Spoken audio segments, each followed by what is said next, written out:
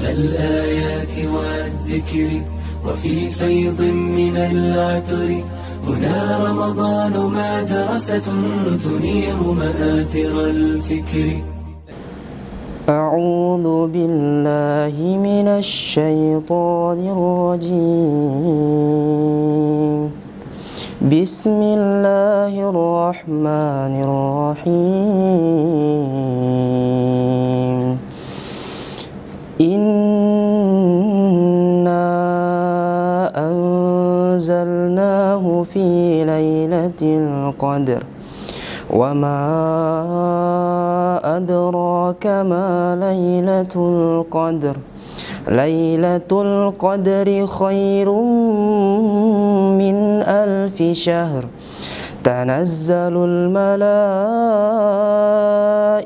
والروح فيها بإذن ربهم من كل أمر.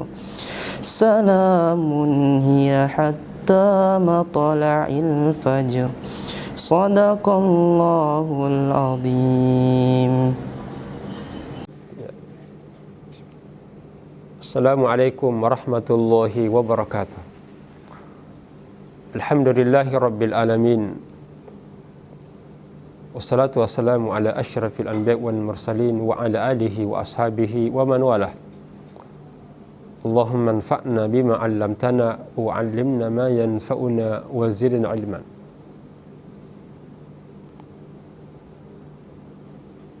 Di antara keistimewaan bulan Ramadan ini, di mana Allah menurunkan Al-Quran di dalamnya, tepatnya pada malam Qadar. Hal itu dijelaskan oleh Allah Subhanahu wa taala dalam surah Al-Qadar. A'udzubillahi minasyaitonir rajim. Inna anzalnahu fi lailatul qadar. Wa ma adraka ma lailatul qadar. Lailatul qadri khairun min 1000 syahr. Sungguh kami turunkan Al-Quran ini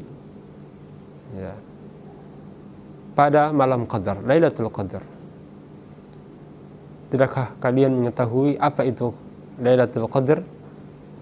Dia adalah malam yang dimana lebih baik daripada 1000 bulan saat kita beribadah di dalamnya. Yang menjadi pertanyaan adalah bahwa ketika Allah menurunkan Al-Quran pada malam Lailatul Qadar, apa korelasi antara nuzulul Quran, turunnya Al-Quran pada malam Qadar itu?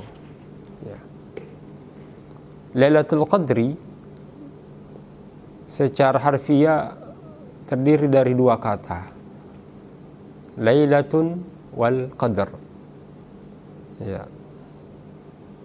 Lail yang artinya adalah malam,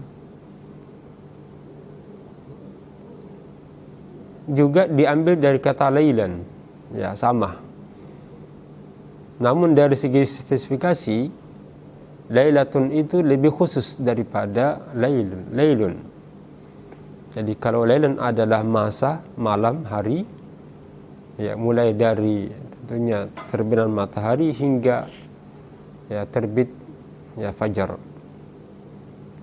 Sedangkan laila ini adalah malam khusus yang memiliki keistimewaan. Itu diambil dari kata lailatun, ada tamarbutannya, yang artinya tidak semua malam-malam tertentu saja, dan malam tertentu ini memiliki keistimewaan. Sedangkan kata yang kedua adalah qadar. Qadar ini memiliki makna, di antaranya adalah makna sempit, al-qadar, secukupnya, ala kadarnya. Tapi juga bermakna qadar itu adalah ketetapan. Nah, kenapa Allah Subhanahu wa taala memiliki kata makna daripada al-qadar yang artinya sempit, sederhana? Karena pada malam itu ketika terjadi Lailatul Qadar, di mana para mereka turun ke bumi ini, sehingga bumi terasa sempit karena mereka berbondong-bondong, berombongan dengan jumlah yang banyak turun ke bumi ini, sehingga suasananya suasana sangat tenang, nyaman, pada malam itu karena mereka turun dan tentu dia membawa rahmat dan akan mengamini dan memberikan doa-doa yang terbaik ya kepada orang-orang yang melaksanakan ibadah. Nah, yang kedua bisa bermakna juga adalah ketetapan. Salah satu ketetapan Allah dalam kehidupan ini adalah ketetapan ajal. Ya, di mana rezeki manusia, ajal manusia telah tetapkan. Ya, bahkan baik dan buruknya, bahagia dan sengsaranya itu ada ketetapan Allah Azza wa Jalla. Ada dua bentuk ketetapan. Ketetapan Allah yang tidak akan dirubah, dan ada ketetapan yang boleh saja berubah sesuai dengan ikhtiar kita. Nah, inilah yang Allah jelaskan ya, seperti ya, takdir ajal manusia yang tidak bisa ditangguhkan lagi. Walikulli ummatin ajal, fa idza jaa ajaluha la yastakhiruna sa'ata wa la yastaqdimun. Setiap umat ini itu ada batas akhir kehidupannya yang disebut dengan ajal, yang tidak dapat dimajukan dan juga tidak dapat diundur. Namun di balik dari ketetapan itu ada ketetapan di mana Allah memberikan ikhtiar atau kepilihan kepada manusia untuk mengambil jalan itu. Ini disebut dengan takdir syar'i, di mana di situ Allah Subhanahu wa taala memberikan pilihan bagi manusia untuk mengambil jalan. Ya, di mana di situ juga ada potensi melakukan amal kebajikan. Fa'alhamaha fujuraha wa taqwaha. Nah, ketika Allah memberikan ketetapan di mana di situ ada pilihan untuk mengambil jalan kebenaran dan jalan kebatilan, jalan yang bisa mengantarkan mereka ke dalam surga dan jalan yang bisa mengantarkan kepada neraka, maka disinilah fungsi Al-Quran. Ya, di mana Allah dengan Al-Quran itu memberi petunjuk agar seorang hamba lebih mengambil jalan kebenaran, jalan kebajikan. Nah, inilah bentuk korelasinya. Kenapa Allah turunkan Al-Quran dalam bulan Ramadan, di mana terletak pada malam qadar, yaitu malam ketetapan ajal, rezeki dan kehidupan manusia, agar umat Islam, orang yang beriman bisa paham bahwa dalam mengambil sikap dalam kehidupan ini di mana Allah berikan pilihan, maka Al-Quran memberi fungsi yang sangat, memberi perannya sangat besar agar menjadi petunjuk. Makanya itulah yang disebutkan bahwa Al-Quran itu adalah petunjuk ya dari Allah Subhanahu wa taala. Itu disebutkan dalam surah Al-A'la. Sabbihisma rabbikal a'la alladzi khalaqa fasawwa walladzi qaddara fahada. Dan dia adalah Allah yang menetapkan ketetapan kehidupan manusia, wahada, dan memberi petunjuk.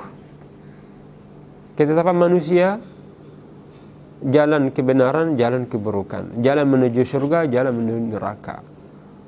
Allah Subhanahu wa taala dengan kebijaksanaannya menurunkan Al-Quran agar dengan Al-Quran ini manusia lebih mengambil jalan kebenaran, tidak mengambil jalan keburukan. Maka siapa yang menjadikan Al-Quran sebagai petunjuk, maka yakinlah dia akan selamat. Nah, ini dan Allah sebutkan bahwa innallaha la yughayyiru biqaumin hatta yughayyiru ma bi anfusihim.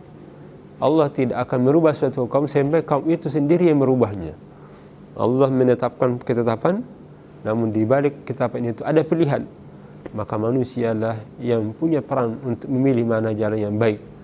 Ketika dia mampu mengambil jalan kebajikan dan menjadikan wasilah Al-Quran sebagai kitab petunjuk, yakin mereka akan mendapatkan petunjuk yang baik dan akan dimasukkan ke dalam surga. Semoga Allah Azza wa Jalla memberi karunia dalam bulan Ramadan ini, di mana Allah Subhanahu wa taala menetapkan kehidupan manusia, maka mampu mengambil manfaat dengan berinteraksi banyak dengan Al-Quran sehingga jalan hidupnya terarah dan mendapat tuntunan dari Allah Subhanahu wa taala.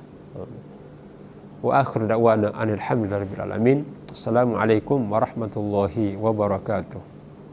على الآيات والذكر وفي فيض من العطر هنا رمضان مدرسة تنير مآثر الفكر.